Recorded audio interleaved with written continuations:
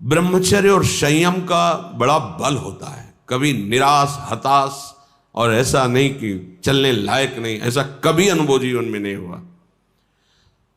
आप समझिए वो परिस्थिति अगर ना मिलती तो शायद है कि वो अनुभव भी ना होता। जो अनुभव, एक जो निश्चिंतता, निर्भयता, एक ठसक, हर समय नवीन उत्साह, वो भगवान ने जैसी परिस्थिति चयन की थी उसी में राजी होने से हो गया। एक बार इतने भूख से व्याकुल हुए तो दो संत आए काशी के, और ऐसा कहाँ रहते हो? घाटों में रहते। भोजन जो महादेव जी दे देते। या घाटों में कौन देता है? अन्नपूर्णा।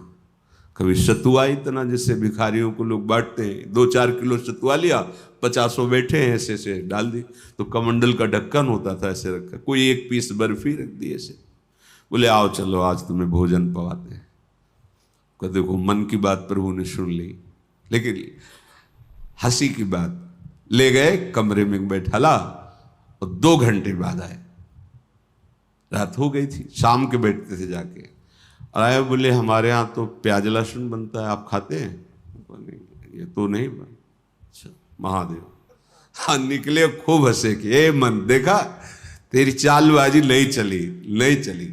नियम लिया था कहीं नहीं जाएंगे, पर इतनी व्यवस्था हम अपनी तरफ से ले गए, और देखा तुम्हें उत्तर दिया महादेव, चल आज के बाद कोई बुलाए भी तो नहीं जाला है।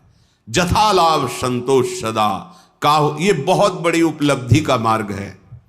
चाहे गृहस्थ हो चाहे विरक्त हो, जैसी परिस्थिति प्रभु ने दी है, सच्ची मानिए तुम्हारे कल्याण के लिए वैसी परिस्थिति आवश्यक है।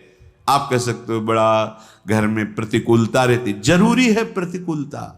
भगवत प्राप्ति के लिए जो तुम्हें प्रतिकूलता मिली जरूरी है, बड़े बड़े सिद्ध भक्तों को मिली है। आप तो अभी भक्ति के मार्ग में कदम रखना चाहते हैं, और जो भक्ति के सुभट हैं उनके साथ भारी से भारी प्रतिकूलता हुई। हम प्रतिकूलता का निरादर न करें, वो भगवत कृपा है जो मुझे दलदल से निकाल रही है। सबका स्वरूप सामने आ रहा है। रहीमन विपदा हो भली, जो थोड़े दिन होए, हित अनहित या जगत में जान परे सब कोय। तो अद्याहारेपि यादृच्छिक उर्गुण वा नप्यहो समृतात्मा। जब आपको जैसी परिस्थिति में रखा गया उसके बदलने के लिए आप दिखावा न कर दें। दिखावा होता है। ब्रह्मबोध प्राप्त करने के लिए एक महापुरुष मिले थे, उन्होंने कहा था कि अपने गुणों को प्रकाशित ना करे, मौन का आश्रय ले, और ऐसे जैसे कोई विक्षिप्त हो ऐसे रहे, फिर उसकी जो यथालाभ व्यवस्था होती उसमें रहे तो उसे बहुत जल्दी ब्रह्मबोध प्राप्त हो जाता है।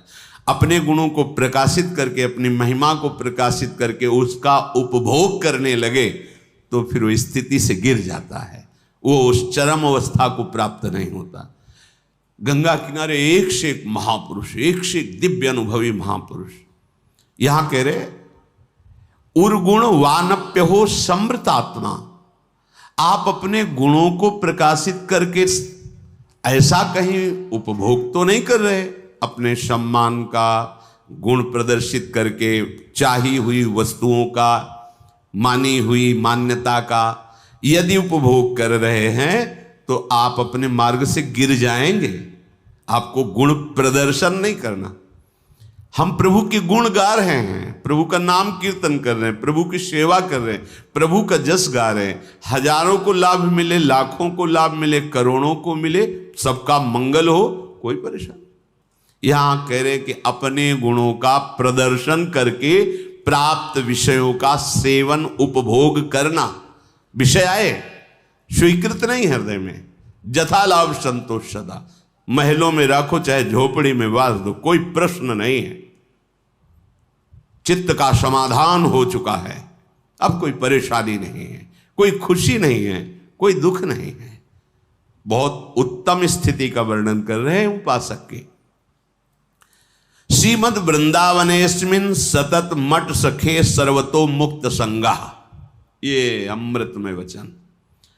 वृंदावन में तुम्हारा आगमन हुआ, वृंदावन का आश्रय लिया, वृंदावन का वास, तो यहां किसी का संग मत करना।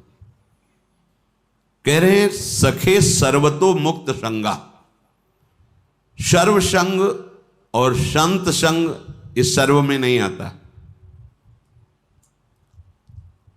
जो भगवत अनुराग में रंगे हुए महापुरुष हैं, तो भगवत प्राप्त संतों ने भी ऐसी आकांक्षा की कि मुझे ऐसे प्रेमी महाभागवतों का संग मिले, क्योंकि बिना उनकी चरण धूल में बैठे, उनकी चरण धूल से अभिषिक्त हुए ना तत्वबोध होता है, ना भगवत प्रेम होता है। तो संतों का संग ही सर्व संग का त्याग कराता है।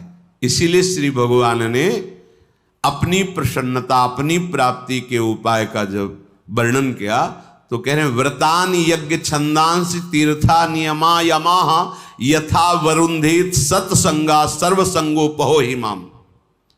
बड़े बड़े व्रत नियम और तीर्थ यात्रा धर्म आदि, इन सब के द्वारा शास्त्र स्वाध्याय आदि, देवताओं का यजन पूजन आदि, इनके द्वारा मेरी प्राप्ति उतनी संभव नहीं जितनी संत संग से। क्योंकि संत संग क्या करता? सर्व संगोपहो हिमाम, सर्व संगों का त्याग करा देता है। जो आसक्ति संसार में, विषयों में, व्यक्तियों में, वही आसक्ति यदि संत महात्मा में हो जाए तो मोक्ष का खुला हुआ द्वार शास्त्रों में पाया गया है। तो यहां जो सखे सर्वतोमुक्त संगा, उसका भाव है जो प्रभु से विमुख जन है उनसे हमारा परिचय भी नहीं होना चाहिए। वृंदावन ऐसे रहे मनो चिन्हारो नाय, हम नहीं पहचानते किसी को। नेत्र नीचे हैं, अपने मार्ग को देख रहे हैं और अपने प्रिया प्रीतम का स्मरण कर रहे हैं। जो मिलता है मेरे प्रभु इस रूप में आए हैं, ऐसे भाव से। कहीं कोई सांसारिक भाव, सांसारिक संबंध नहीं। सांसारिक प्रपंच को स्वीकार करने वाला उपासक उपासना में आगे बढ़ नहीं सकता। अपने गुणों को प्रयोग न करते हुए, जो हमारे अंदर भागवतिक गुण हैं, वो प्रभु की महिमा को, प्रभु के यश को गान करके जगत मंगल के लिए हैं। अपने में विशेषता का भाव आ जाना पतन का लक्षण है।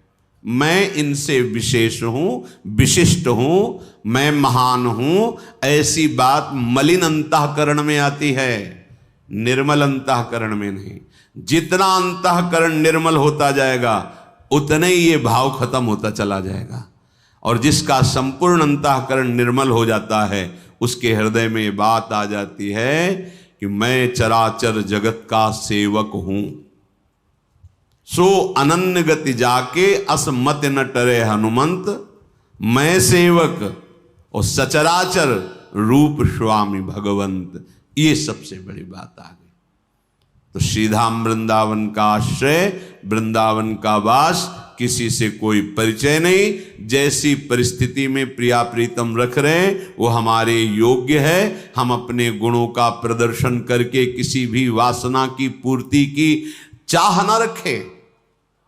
हमारा एकमात्र उद्देश्य भगवत प्रसन्नता, दान पुण्य आदि करके सब कर मांगत एक फल रामचरण रति हो।